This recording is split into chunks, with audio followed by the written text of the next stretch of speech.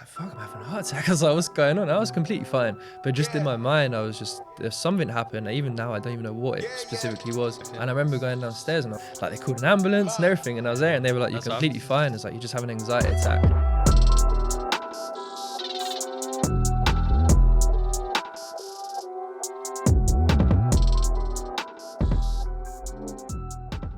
So welcome everyone, we're back for another episode of Words of Rizdom. We're here with Lewis, all the way from DXB to UK. He didn't just fly here for this, by the way. Just for this. Yeah, just for this. That would feel like an honor, but he is here. Lewis, welcome. Thank you. Thanks for having me. Yeah, definitely. I'm sorry I had you waiting. I made a mistake, right. a drastic mistake of leaving the SD cards at home, so I had to fly home. But we made it, and I'm very, very excited actually for this episode. I think it's going to be good. I have a feeling it's going to be a very good conversation. My mind's still a bit asleep because of all this running around. Sleep and mine's wired. I've had 3 coffees waiting for you to get your SD cards and bouncing. Just shake it. It's ready. No, it's good, man. It's good to be back. Good to be home as well. Like, yeah. When was the last time you were home? I came back in February, actually, no. for my birthday. Mm-hmm. So my birthday's in February, so I managed to come back then. I'm quite lucky, really. When I come home now, I come back for like 4 weeks at a time because with my job, I can work remotely, really. Nice. So, yeah.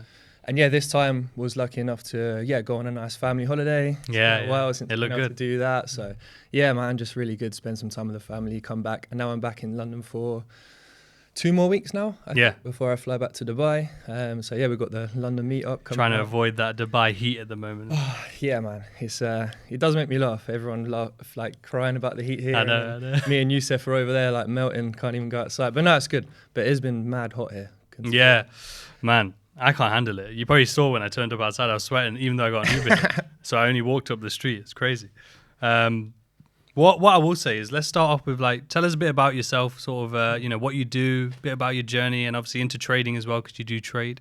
Yeah. And just so people get an idea about you. Yeah, of course. So I'm 29. Mm-hmm. I'm from Epsom in Surrey. So if anyone that knows that, I've been living in Dubai now for coming up to 6 years. Yeah. So I'm amazing. Yeah, coming up to 6 years.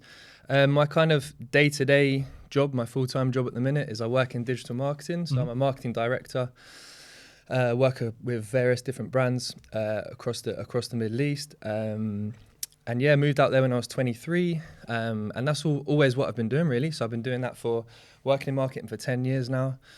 And yeah, just really enjoying the time out there. And I'm lucky enough that I get to kind of come home whenever I want to see the family. But yeah, that was kind of a big change in my life, moving out there. Like, I was a very home person, very close to my family.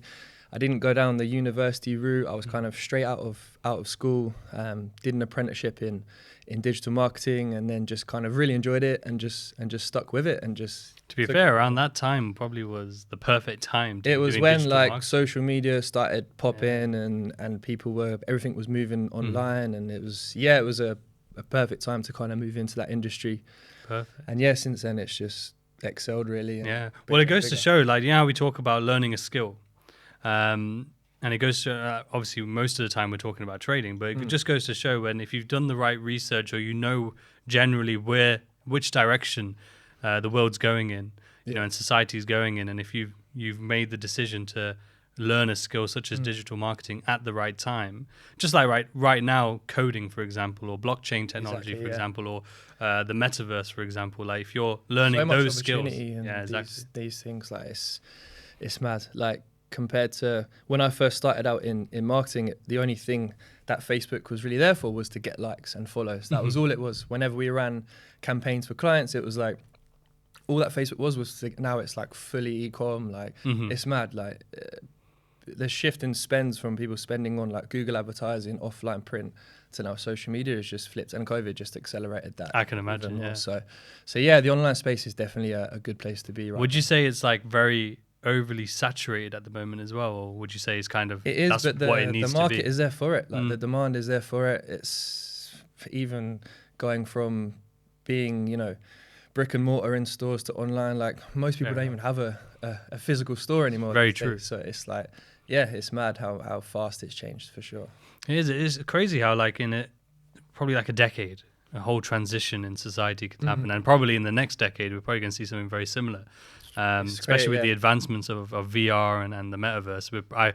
I imagine at some point this will change, where instead of people watching this on YouTube, they'll be sitting with like a VR headset on and pretending sitting exactly. next to us. I think that's where it will go. Honestly, I think it will get to that point where, and I feel like in my head, I have the idea of, let me try and get ahead of the curve and get that sort of that system in place where I can provide that. And usually what ends up happening is I don't do it. 10 years later, I find out I should have done it because I would have been the top dog, the top G if I did that. But it is something that's on my mind because I know I'm going to be doing this podcast stuff because I really enjoy it. And it is something that's really on my mind of, maybe you need to just try and push a little. It might seem a little bit outside edgy the box right now. Yeah, bit. People might be thinking, "What are you doing that for?" But exactly. Yeah, because I say it to people like, in terms of gaming, look at the people who were gaming 10 years ago. Yeah. Right. And if they started streaming, look where they are now. A lot of them are big streamers. And now how saturated is that? It's very saturated now, so it's much harder to then break through. But they were one of the originals, just like YouTube. Like KSI, Logan Paul. They were one of the original vloggers. And now it's so saturated and becomes much harder to smash that niche. To think, what will it be? That's it. So like those who are doing VR streaming now, gaming wise, or doing some form of VR, give or offer, they are ahead of the curve because it's only going to grow more. Like, look how addicted. I was just saying to my wife yesterday, like, me and my wife were sat there and we were just like on our phones, and I was like, we're terrible. Like, what are we doing? Like, when I was on holiday, so we were staying in like an all-inclusive hotel, like just full of families. And as you walk through, like down to where the restaurant area is, you can just see everyone's there. Like families from the dad all the way down to the youngest kid, all sitting there, whether it's an iPad, whether it's a phone. Like, I was thinking, no one's even like having a conversation. Yeah. To one degree, that's for a certain part of the day. That's my family. I mean, it's good, but I think there needs to be a balance there. My brother's quite good with it. Like, he's got a little girl, and it's like we sit at dinner, doesn't have her iPad straight away, but obviously she's 2. It'll get to a point where give her something to just keep her occupied for a bit, but try not to just always be in front of a screen all the time. I think it's definitely healthy. Definitely, man. We gotta make sure that we still are aware of the real world, the actual reality. It's something I fear for my daughter as well, because it's like, I didn't grow up with phones. Phones were really beginning to pop off, and smartphones wise and social media, as I was leaving school, secondary school. So I'm very much like basically going into my early 20s. Well, it's already here for her, and she's only 3. The access they have to things as well. Yeah, and she knows how to do everything. Like, she's watching YouTube, and notification comes. Get out of it. It's crazy, man. But yeah, it's wild. The thing is, like, I know, like you said, balance. Because at the end of the day, to think, where before she was born, I was like, no phones, no screens, never. No pictures, none of that. And then you just realize, like, it's highly unrealistic that you're going to be able to do that unless you go live in a forest or, like, buy land and go do some farming or something. It's just life now, isn't it? It's just but it's like you said, balance. Just like with anything, to be fair. Yeah. But tell us about your trading journey. So obviously you've been doing marketing now for 10 years. Yep. Been out in Dubai for 6. But so when did you come across trading? So, I guess, I mean, the stories are fairly similar, I guess, across most people. But for me, first of all, I'm like very fortunate with my journey. Like, I've been trading just over a year now, so still very new. So early on in my journey compared to obviously yourself, I think 6 years. Yeah. You got, I see the other guys you've had on this podcast, Krishna, Louis, Pat, like all these guys are way more experienced than myself. So even with coming on here, I was a bit like, I can't talk on as much as what they talk on because they're doing it. No, like you, based on what I've seen, and I think you've only been with us because you are a Viper member. Yeah, I've been with you, I think, like 2.5 months. Yeah, but like your understanding is there, But I thought, thinking, like, I found you through the podcast, I think you was on the Alb's podcast. That's how I found you. Amazing. And I was thinking, probably the majority of your audience are people like me, people who are still early within their journey or thinking of starting or whatever. So, maybe it would be good to talk a bit about how I'm getting on a year in things, because Krishna and Luke, you guys have done it, you've still experienced it, but it's quite new to me and how I'm getting through things. So how did you come across it? I came across it through a friend, a very good friend of mine. So it all started, to be honest, it wasn't trading was the first thing. It was the thought of, okay, I need to do something more. I need to level up, have a second source. Because that's what I was thinking, like, because your job at the moment, you enjoy it and it gives you time freedom, I imagine, a bit. I'm super, super lucky with my job, the company I work for, the lifestyle I have. It's great. But the thing that's still not there is that freedom and that, and just having that freedom and that working for yourself kind of thing. Yeah.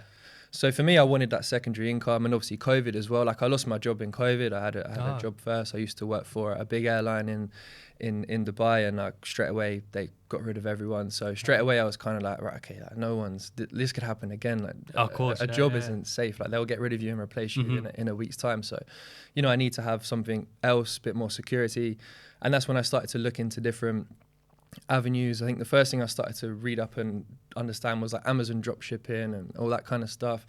And then I started talking to one of my friends, and he was like, I've been trading Forex for 6 months. He's like, I'm making this money doing this. He's like, why don't you have a look, blah blah blah. So I jumped on a Zoom call with him, took me through it, and I thought, this is like something that could really interest me. I'm quite analytical, like I sit on charts and graphs and stuff all day anyway, so I thought, it could be something that I could pick up. And then, that's when I was introduced to IML. I was literally thinking when he said that, I was like, this sounds like an IML thing, but he hasn't mentioned it yet. I don't want to throw it out there. Do you know what? Like, obviously, IML is IML, and I'm sure a lot of people know about it, have heard about it, and obviously the bad publicity it gets and some of the type of people that work in it. But for me, to be honest, I had an amazing experience with it. I think it all depends who it is that you interact with. 100%. Who it is that as part of the network that you get into. So obviously I was introduced by one of my really good friends from school, so I trusted him anyway from the get-go. I knew it wasn't going to be a scam. And the people that I got introduced with it were actually genuine good traders. They didn't really push the whole recruiting thing. They didn't do any of that. And it was kind of drilled into me from the start, like, this isn't get rich quick. You need to put in the hours, put in the effort. And IML has like all these hundreds and hundreds of different educators. Yeah. And I was introduced to just a couple of like really good ones.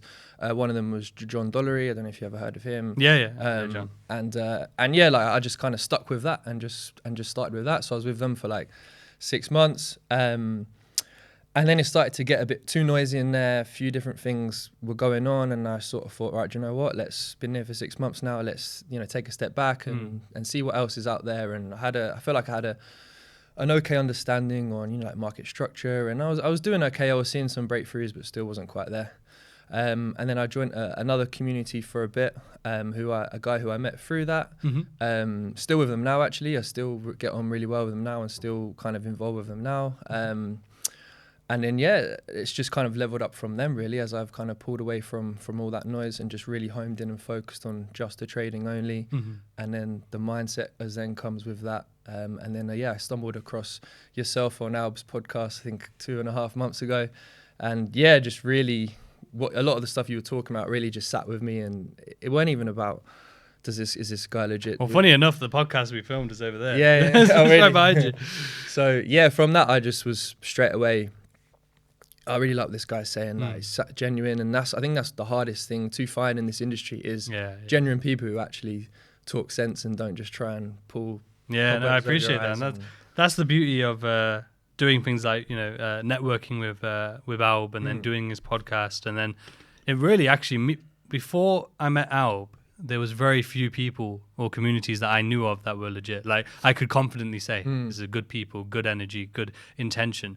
Obviously, there's Rit, who was my mentor. But other than that, there wasn't many I could say community-wise, like, yes. But then when I met Alb, I spoke to him for a bit, then we did the podcast, and then it really opened the door to many other people that he knew and the networks that he knew, that I've realized that there are a growing number of good people. Now, the unfortunate thing is that the market's getting very saturated across the board, which isn't necessarily a bad thing either, because we talked about this on the last podcast, is that when I started, very few, just the marketeers were around. So the benefit of having so many options is that you can take your time, and you have the availability to say, okay, this one resonates with me, or this one, or maybe two, and then you just take your time a bit and speak to them. Like yourself, though, you're in two communities. It's no problem because you enjoy it. You can take away from both. Yeah, and I feel like people kind of might frown on that sometimes, but I think of like, look at like a a UFC fighter, for example, right? They have like a striking coach, wrestling coach, nutritionist. They don't just have a boxing coach and then go in the ring, right? Or the octagon, they get battered, right? So, you know, I feel like with trading, if the resources are there and the educators are there and you trust them, and why not invest a bit more in yourself and learn more from, you know, multiple people. Like the other communities I'm in are great. You know, they focus a lot more on like some of the fundamentals, higher time frame stuff. So all that I was kind of there. And then I saw, you know, Vipers were more kind of low time frame, scalps, intradays, and that was an area where I was definitely lacking. So that's why I really wanted to kind of home in on that skill. So yeah, you know, why wouldn't, if you have the opportunity to do that, why would you not want to? That's it. Yeah, you know, I 100% agree, because like, as you know, and I say it a lot, that I don't use fundamentals a lot. Yeah. I'm very interested in them in terms I enjoy to read about it and to learn about it and understand the, you know, the economics. But I use Joe, like a guy I used to work with, Joe. I use his articles. You've probably seen them in the group. Yeah. So I post them in the group because even though I'm not doing it, he's doing it. So I don't mind promoting his articles, and I'm learning from his articles, you know. And let's say if there was a fundamental course, if he did a fundamental course, for example, I'll probably get it, you know, just because, again, if I'm lacking in some knowledge, just a perfect analogy you used, like I'm proficient in what I know. Yeah. But if I lack in these areas, even if I don't use them necessarily at the forefront of my strategy, still no harm in having knowledge, you know, and gaining that insight, especially with this current situation that we're in terms of economy and both pretty much global. Especially if you're on those low time frames, you need to really understand what's coming and how it's going to impact. Especially with the news events, it can be very helpful. And so no, I completely agree. And there will be some who may frown upon it, but at the end of the day, it's like they say, it's that solo journey, you know. But where would you say, because it is quite an early journey, you know, 100%. It's in 12 months. Like, what would you say, you know, has been the biggest factors for you? Because to be honest with you, you wouldn't, if you were to break down a chart right now, for example, a lot of people probably wouldn't be like, oh, he's been trading 12 months. Yeah. They'll probably think longer.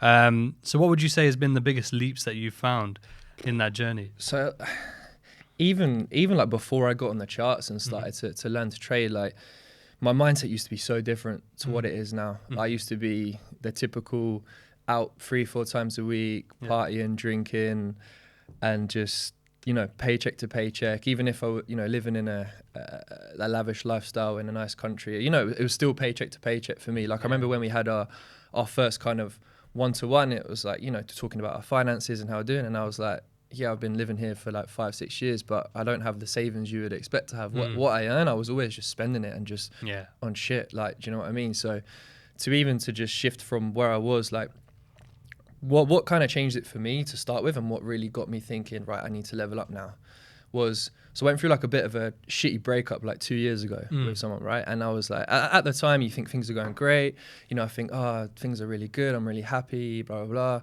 And then that happens, and it kind of, you know, it really sort of shook things up for me. And it was the first time I really kind of stepped back and looked at myself. Very interesting, looked at myself to be like, you know, I was about 125 kilos. I was like really overweight. I was just drinking, eating. I was like addicted to gaming. You know, like I was just like a typical, just had no real kind of drive. I enjoyed my job, and that was the only thing I really had to like keep my mind going and what I enjoyed. But other than that, I was just, you know, a bit of a waster, really, just like fucking about and whatever. So for that to just kind of end and crash on me, like, you know, it really did affect me in a way to think like, you know, what am I doing? Like, I'm better than this sort of thing. Like, and from then I sort of just shut people off. I kind of got on with myself. I come off social media for like 3-4 months, and I lost like 25 kilos in like 3 months, and just got a promotion at work. And you need to send me. You need to send me a plan that did that, bro. I need that. Plans,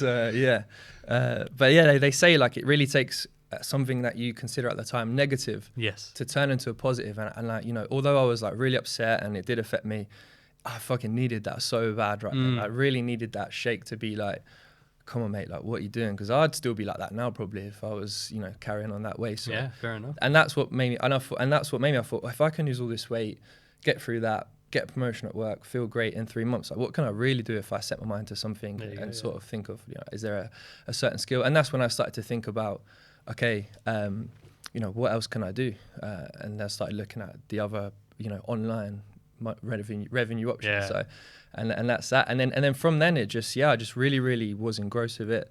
But in terms of things which really were breakthroughs for me, it was the mindset. And I know, and it's like, I can see myself now sitting on the outside, sitting and watching podcasts where people talk about mindset, and it's like, how many times do you need for someone who's done it, who's there, successful, telling you mindset's important for you to actually go away and implement it? And it took quite a few times for me to see that. So yeah, as soon as I started to like, get better habits, better routine, be healthier. It's strange how that happens. It's honestly, until you've done it and you actually think, do you know what, fuck it, I'll give this a try, and actually go all in and do this. That's when you start to really see the improvements. Because even when I was in the old communities, like the amount of content there was great, like with Vipers, and they would have like, on a Friday there'd be like a mindset masterclass, and I used to be like, bro, just show me some charts and tell me what to do. Like, I don't need to listen to some guy telling me about writing down affirmations and writing out my goals. Like, I know what I'm doing. But then until you actually do that, and you do start to just feel a lot, more confident and better in yourself, and you have more of a clearer vision of what you want to do. It's like a compounding effect.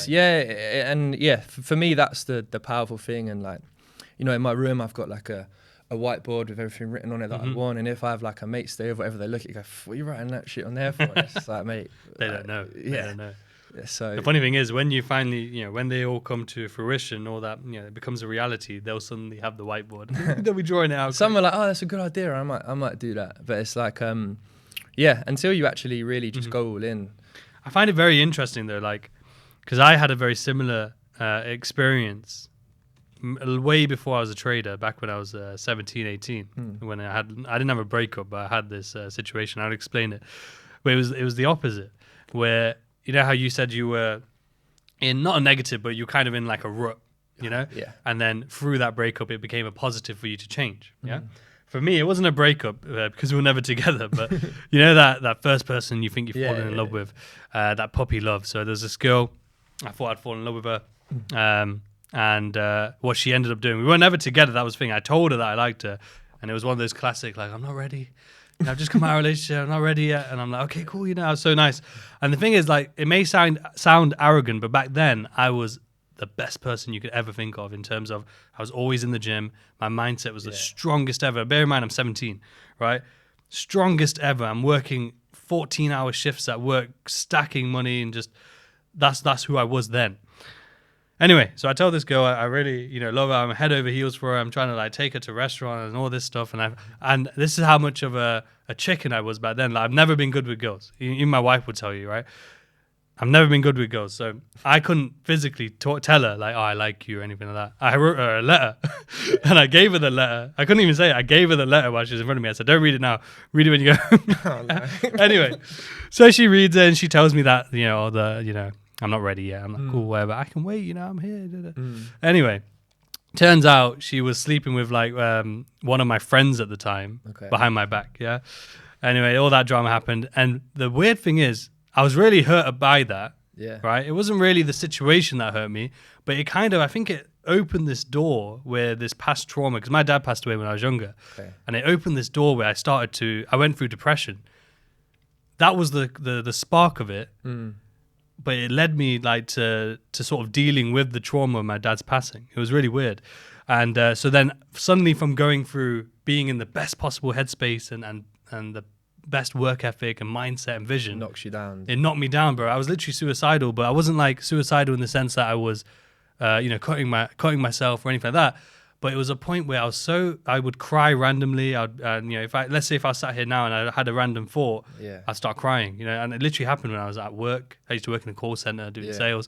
I'd have a random thought, I'd be crying. No one would see me. I'd just like try and wipe them away, or when I'm walking to work. But eventually every night I would drive to this bridge, and I'd just stand on this bridge and I'd be thinking about like, what would it be like? What would it be like if I jumped in this water right now? But I wouldn't do it. I would never like stand even onto the bridge or anything, but I remember, and at the time I didn't think about like how crazy and like sort of weird that was. But when I think back, I'm like, wow, I was actually edging towards that. Now before that, my mindset was like, I used to kind of say like, people who commit suicide are weak. Right. And I don't mind admitting that, because the only way we can learn to have a different perspective is by learning. Right. So I used to think that, but then when I went through that experience, I understood. Right. I really understood like how it can get to that point. Yeah. Right. Because it's not like I didn't have a bad life. Definitely not a bad life in terms of where I was then. I just had a bad experience. I just had a bad circumstance when I was a kid, and then it resurfaced when I was older for me. Yeah. But I just find it so interesting how sometimes something can really, it's up to you. It can spark you to be motivated and drive you, or it can spark something else. I think. Yeah. It takes a lot to read, especially when you think that you're not good enough, or you thought you were the bee's knees and this, and then that sort of, I think that's what it was. and Yeah. it sort of just kills your confidence, and then you sort of step back and look at yourself and you think, you're better than this. And yeah, it could have gone either way for me as well. I could have gone back to the party and drinking and got even worse, but I just thought, you know what, I was 28 at the time. I'm thinking, I've got 2 years till I'm 30. Like, is this really, is this really what I want to be like, and just carry on like this? So yeah, that was when I just decided. I was like, do you know what, not even like cutting off friends, but just stop reaching out to people to go out, and then you quickly soon realize who are your friends that actually do check on you and say, oh, you're right, mate, how's it going, what you up to, do you want me to pop round? And yeah, my circle of friends where I knew everyone and was out and social, and I'd have parties at mine and all this kind of stuff, you really then just kind of do realize who actually are like real genuine friends, people where you can rely on. And then did really well, and that's something that I definitely was proud of myself, kind of pulling myself out of that, getting out of all the debts that I had as well. What would you say? Because a lot of people, you can imagine, look at Dubai and think, that's my dream, I want to go there. And obviously you did it 6 years ago, not even in regards to trading, you did it for other reasons. You were 23, so quite young as well.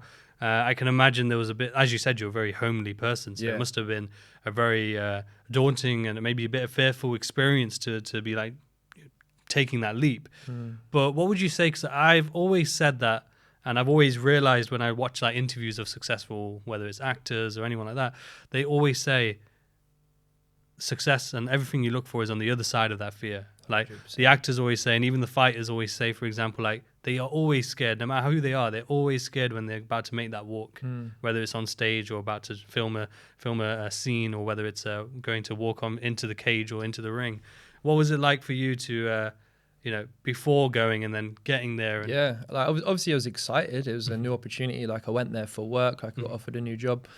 So yeah, being 23, I mean, and even then, like 6 years ago, since then Dubai has become way more like commercialized and more attainable for people to go, right? Because even back then when I was 23, it was like, oh, why are you going to go there? You're going to get your hands chopped off if you steal something, or get caught kissing a bird outside. You're going to get put in jail and all this stuff. It's not like that at all, but that's how the media perceived that country. So yeah, like obviously I was excited, but I was also petrified. But for me, like I just always thought, what's the worst that's going to happen? Like if you don't try something, if you don't take the risk, you're never going to get the reward, right? So it's like I go there and I might absolutely love it, or if I go there and I hate it, what's the worst case? I just come home and start again, get another job, or it's like you always, and I try not to do this anymore, but you always like overthink things, and you always over worry, and you always think of the worst. And it's always good to prepare for the worst, but it's like for me it was just a no-brainer really, and it would have been one of those things where if I don't do it, and even my dad was like, if you don't take this, you'll regret it. Like why would you not? Worst case, you come back and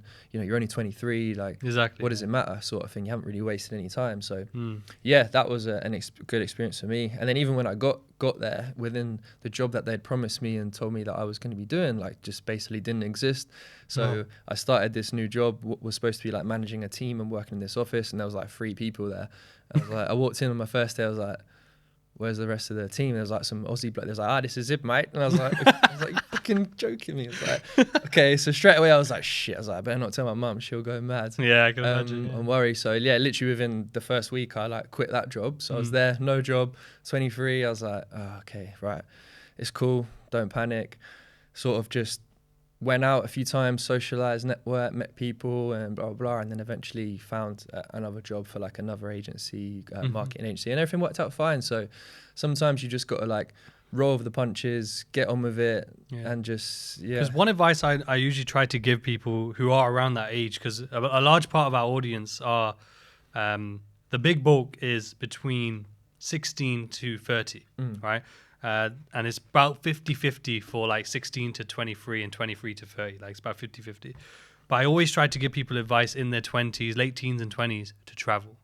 you know, and whether it's traveling like that, as going to another country and sort of setting base, or whether it's backpacking, but traveling alone as well, I always try to advise it, because you really get to find who you are, I think, and you get to experience other cultures, you get to learn more.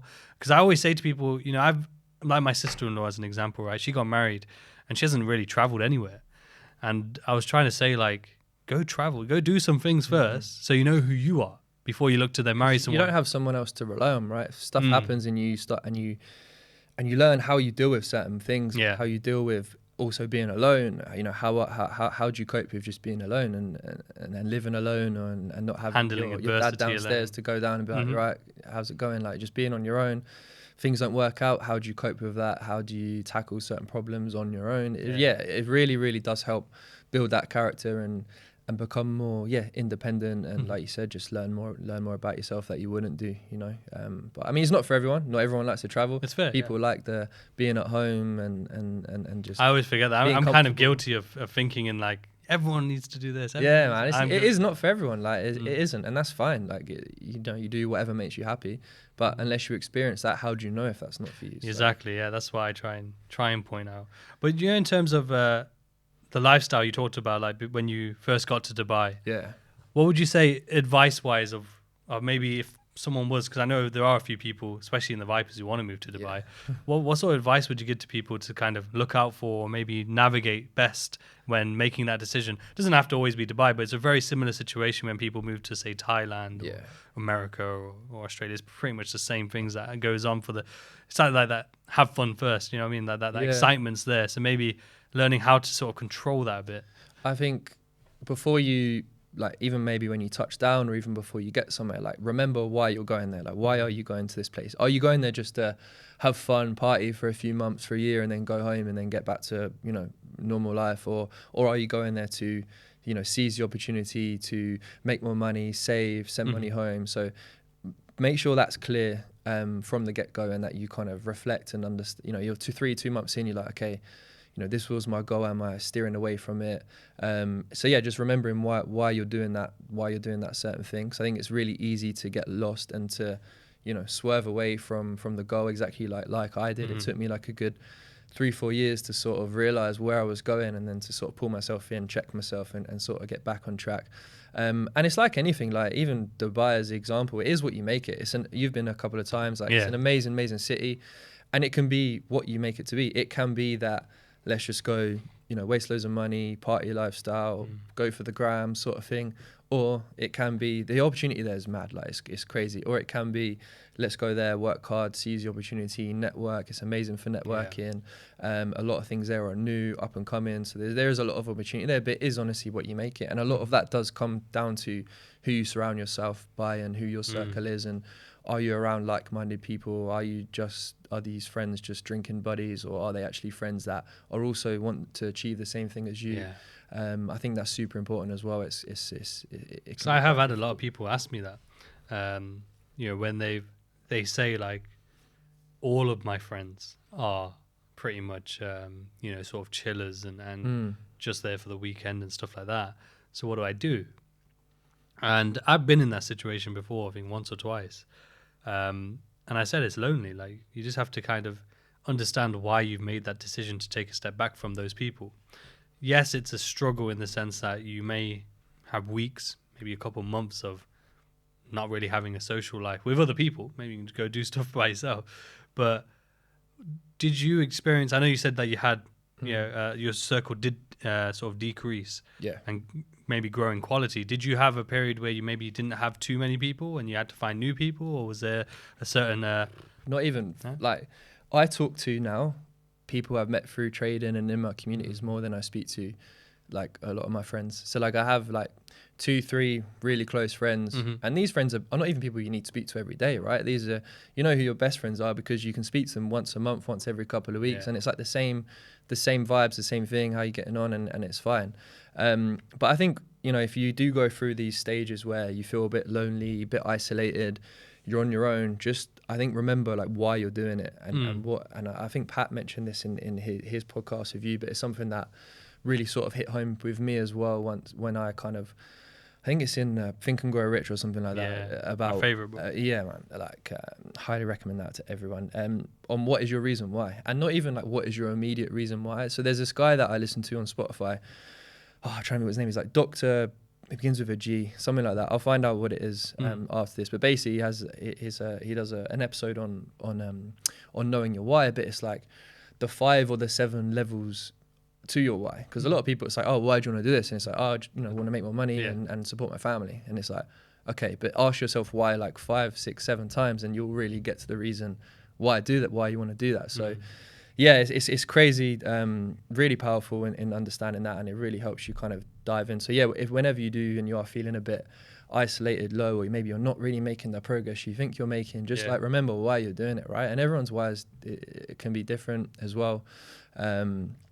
And that was something that really helped me kind of stay on track and not swerve off too much, and just keep powering through really, and also like showing up. I think showing up as well is like, if you're trading and you're within a community, there's 2 vast differences to actually showing up, I think. And I was a lot guilty of the first one. I used to, just by joining on a webinar, listening in, I thought, I'm there, showing up. You might have it on in the background, you might be on your phone. I was like, you're ticking off the box to say I'm attending the webinar, but you're not actually there. You need to, as soon as now when I'm on any webinar, it's like phone, airplane mode, notebook out, and that is showing up, and that's really where I started to see a lot of growth and a lot of a faster growth in just looking at my charts and seeing how things are improving and that kind of stuff. So yeah, that really helped me for sure. No, definitely. And I think it's what you just touched on there is very, very important. I say it, you probably heard me say it a lot in the webinars and stuff, where it's the same people turning up, and we don't know if those same people are, as you say, taking it in, actually, focused, but it's the same few people. So let's say if we have, for example, 100 members or 110 members, of those, why are we only getting 20, 30 people on a Zoom, 40 max, right? And then watching the recordings, why is there only 10 or 20? Which then means there's probably 30, 40 people who aren't taking in the content, right? What are they there for, right? And they're probably, and it's the mindset I always talk about is, and I've done this in my journey, that's why I used to join a community and then just sit there. I would never watch their videos, like the course or the webinars. And I'll just sit there in the Discord and just like, oh yeah, this chart. Ever so often might jump onto a webinar, see, is there anything special, anything I could take away from here? And it's just not the right mindset. As you said, like if you understand why you're doing something and you're doing it with intent and you're focused on the task at hand, so like if you're focused on being a full-time trader, you're going to do whatever it takes. You want to be on the webinar. You want to be active 100%. In the community. You want to ask questions, because that's what's going to give you the progress. That's the building blocks to a strong foundation to then get that consistency. But unfortunately, a lot of people just jump. They never really take anything in. They never really get specific. They're never really motivated. I think a lot of people trick themselves into thinking that they want to be a trader, if that makes sense. What I feel like they do is they may have started with signals, started with getting scammed, or started with some sort of course. And they've spent maybe, let's say, 1,000 or 2,000 as an example. Yeah. And because of that, and then maybe lost 1,000 or 2,000 as well. So a few thousand has been spent into the trading realm. And I believe because of that, they trick themselves into staying. And I think it's just the gambling mindset. Like, I need to be a trader so I can make that money back. At the very least, that's their mindset.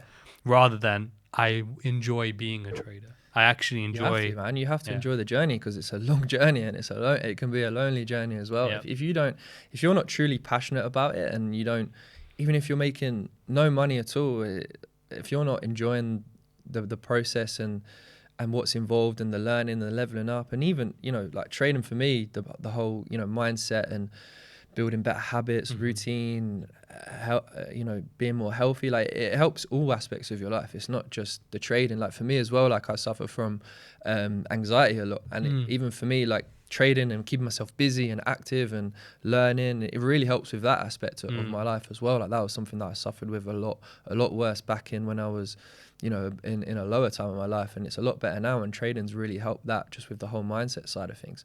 So yeah, 100%. I think it's like that saying, isn't it? You know, if you treat it like a hobby, it's gonna cost you like a hobby. So Yeah, it's that's why I say, like, whenever I speak to traders who have gotten to that consistency, I always ask them the question, like, what was it that helped you? And they 9 times out of 10, they've always included treating it like a business, you know, taking it as a professional, you know, changing that mindset, as you said. So rather than a hobby or just something I'm trying to do, it's serious, you know, the level of intention is completely different. The level of focus is completely different, and drive.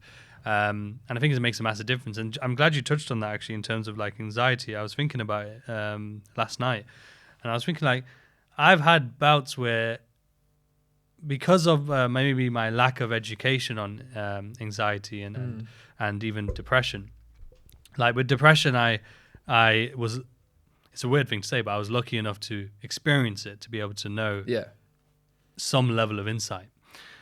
But with anxiety, the thing is, I've experienced it, but I didn't know, if that makes sense. I think there's like 2 groups of people, where there's people who probably do suffer from anxiety, but they just don't know it because they've never known what the clues are. And plus, I think there's various different ways that it can impact you. 100%. You know? My wife has some issues with anxiety, and it comes up in loads of different ways. It's one of those things you don't really know what it is. Like, I remember my first ever anxiety attack, actually, and my dad even took a photo of me, because at the time he didn't really know what it was. He just thought I was being stupid. It sounds bad, but it's not that bad. It's fine. I remember I was watching like Prison Break or something. This was years ago. I must have been about 18, 19. You're watching Prison Break? I was watching Prison Break, and I remember laying on my bed, and something happened. Like, something must have triggered something in my mind to start worrying about something specific. And I remember just laying there, and I couldn't catch my breath. I couldn't catch my breath, and I remember being like, I was like, fuck, I'm having a heart attack. I was like, what's going on? I was completely fine. But just in my mind, there's something happened. Even now, I don't even know what it specifically was. But I started to really like hyperventilate and couldn't breathe. And I remember going downstairs, and I was like, I can't breathe. I started going into a panic, and like they called an ambulance and everything. And I was there, and they were like, you're completely fine. It's like, you just have an anxiety attack. And this was like, you know, a long time ago. Before people even really spoke about it that much. So like, no, my dad didn't really. That's why you wouldn't understand, right? So and then I was like, shit. I was like, that's weird and whatever. But yeah, it's one of those things that you don't know. It doesn't have to be something specific that triggers it. It can be a specific thought. It can be something that just happens late at night. It can be something that happens during the day if you're on your own. It's just one of those things that, you know, surprisingly a lot of people do it, especially men. And yeah, something that trading's actually really helped me with that. Just about having a clearer mind, stronger mindset, clear goals, clear visions, knowing what you want to do, what you want to achieve. And that's really. I think an anxious mind can, a lot of the time, especially for men, but just generally as well, can come from not having, you know, like a target, if you will, like a specific goal or vision, you know, and you kind of just have all these various different ideas and things just flowing around your head. And with that, if there's, let's say, because there isn't a specific goal in mind or a specific path, we start to worry, you know, especially as I would say men, because, you know, we're always wanting to provide or build something to be able to provide, whether it's to our family or our friends. And I think a lot of people don't realize that. Like for me, I wear many different hats, like as a husband, as a father then, and then as a mentor, as a trader as well. And then juggling those things can get a lot. And then sometimes I find myself, it's kind of, you might have seen in my story, I think it was yesterday or the day before, where I found myself just thinking a bit too much. And I was like, I started to get pissed off at myself, because I realized that out of those, especially like the husband and father role, I would say that I would say I'm good, but I'm not where I should be, you know? And it's because I'm putting too much attention in other areas that don't even require that much attention. Yeah, maybe. Right. So, yeah. And it's learning to have that balance. It's more specifically my health, right?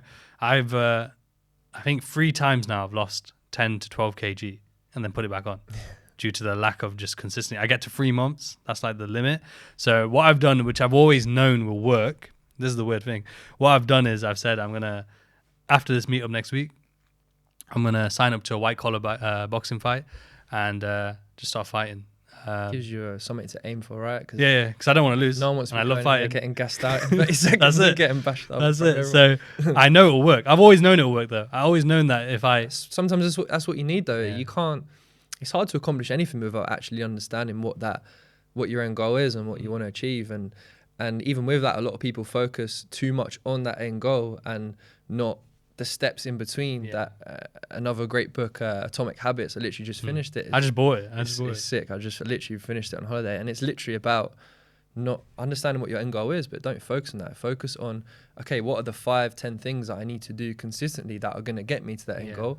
Enjoy these things, make them attractive, make them attainable, and then you will naturally just get there, and you don't even need to stress. And yes, it's really, really good, and it's a lot about reflection as well. Is another thing that I think is really powerful, and not a lot of people do, is actually taking a step back, reflecting on, where are you in terms of what you want to achieve? Because sometimes you might think you have a really good routine, good habits, you're turning up week in, week out to, webinars, you're doing your weekly markups and whatever.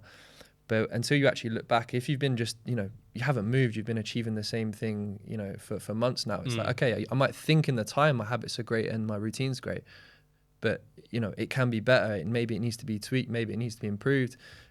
Or the vice versa. You might think you're doing a terrible job. You're not really making much profit yet. You're not consistent. But if you compare the first 6 months to the last 6 months, compare, how clean your charts look, how you've improved, the consistency, your risk reward, whatever it might be. And you've actually made so much progress. But in the moment, you might think, oh, I'm doing a bit shit. Like, what's going on? I'm not making money yet. Like, 100%. That's something I've really incorporated into like my months, just reflecting and just writing down, what I'm doing well, what I'm not doing so well. And then kind of for the next month or next quarter, what are things I want to do differently, that sort of thing. So that's something that's really helpful. Well, that's the power of book. Yeah, I can imagine. Yeah, that's the power of journaling, though. A lot of people don't journal, whether that's not just trading related, but just generally journaling. Because if you reflect just from memory, it becomes a lot harder because you'll remember, okay, this is where I was. But when you can physically see, oh, on this day, 1st of January, 2018.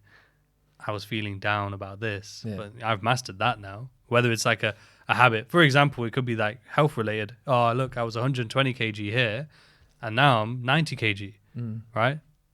But memory wise, you'll remember that probably. But being able to physically see your thoughts, what your mindset was like, what were your struggles then, and then suddenly now. So with trading, that's why journaling is so important, because to be able to reflect on 3 months back, 6 months back, a year back, and be able to see your progress. Because as you say, sometimes it just gets a bit mundane. That's why this fighting thing is really exciting for me, because I've been trading 6 years now. I've been teaching for about 2 years now.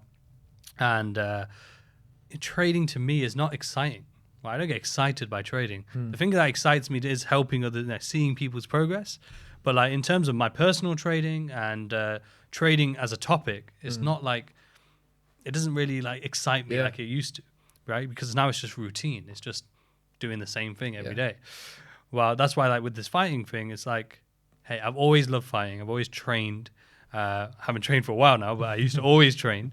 So now it's something new. It's a challenge, It's something, a bit of fear there, when it comes to the fight itself. Like there'll be a bit of fear there, no doubt. Yeah. But as we said, overcoming that fear. Just being as well, like out of your comfort zone, right? For you, trading, it's probably fairly comfortable. A lot of it's subconscious to you now. You've been doing it for so long and so on. Whereas something like training for a fight or preparing for something, it's something that you don't do every day. It's something that's, like you said, there's a bit of fear there, out of your comfort zone. So that sounds good. That's it. And with what was I going to touch on? I was going to say, in regards to, it was just on the literally tip of my mind. Oh yeah, so a lot of people, they look at trading teachers, and communities and people who do content, like I do, whether it's Reels or YouTube, and they assume a certain thing. And something I've been reflecting on recently is like, what am I? If someone asks me, what am I, like, do I want to say I'm a trading mentor? I'm a trading teacher. not because of the negative connotations, but is that what I am? I feel like when I reflect and I sort of speak to the people who have seen the progress and have learned and have leveled up, the way I see it, especially the way we have it set up with like the monk mode and everything else as well, the way I see it is like, I'm someone, my role is, and what I enjoy doing and what I do day to day is to help people change their lives. You know, I don't care if it's trading, that's my main focus, but whether it's their health, whether it's their mindset. I mean, you've got guys with you that are, you know, they're students still, but they're fully self-sufficient, funded, you know, making good money, but they're still with you. So that's it. And it was because of that, though. It was one student who messaged me, and randomly he messaged me a couple of weeks back, and he said something that I never thought of. He goes, because of your teachings, there's someone out there in the world who's able to feed their family, live their whole life, you know, and completely by their own rules because of your teachings. And it really made me think, and it really made me, you know, it really made all the hard work worth it, you know, because I was like, I never thought about it like that, where you've taught someone a skill where now they can do whatever the hell they want in life, you know, and they can provide for their family and do all the nice things that they think about just because you taught someone a skill. And yeah, it's easy to like play it down a bit sometimes, where it's just like, it's just trading, I'm just teaching what. Yeah.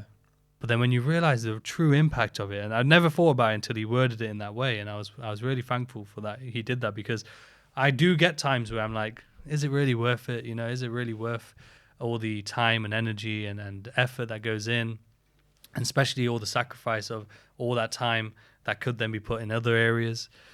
And then when you see messages like that, then it makes it all worth it. It makes you realize that, hey, this is something that is worth doing, and you know, you are seeing that change. And obviously you're in the mentorship, so I've not done a mentorship like this before. Like, what do we call it? The mastermind. We call it the alpha monks. There's 12 people, you're one of them. How have you found it? We're going into our 5th week now. How have you found it so far? Obviously, be honest. If you think it's shit, it's a load of shit. I'll cut it out. But be honest though, because like, for me, I'm always testing. You know, all I ever want to do is be a better teacher to get better results in the most efficient way possible. Whether that's doing a subscription model, whether that's charging, because at first, when we first started the Vipers, you might not know this, but we charged $3,500 for 12 months, and it was more like a mentorship style rather than a subscription. We tested that. It did work for some. It didn't work. And a lot of people paid that much and didn't do the works. And that was surprising to us, because the whole point of us charging more was that you can take this seriously. You paid a lot.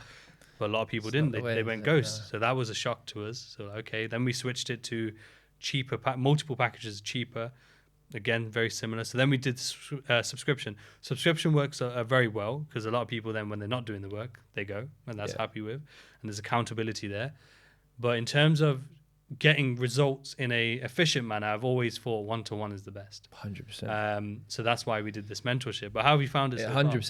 far? It's the first one-to-one mentorship I've ever done as well. So it's something that I've been thinking about, you know, doing, and been very interesting, because like, communities are great. Communities for me is, if you want to learn how to trade, you know, why try and learn on your own and learn from loads of information that you don't even know is valid? Why not invest a bit in yourself and actually join a community of people that have the same, you know, the same goals, the same ambitions, and learn from people who are actually doing it? Why would you not do that? It's a no-brainer to me. But what can happen sometimes with communities, not always, but you know, it's and I think with Vipers is great, because obviously you've got multiple educators, you know, Christian, yourself, Cal, Marco, etc. But to actually have that one-to-one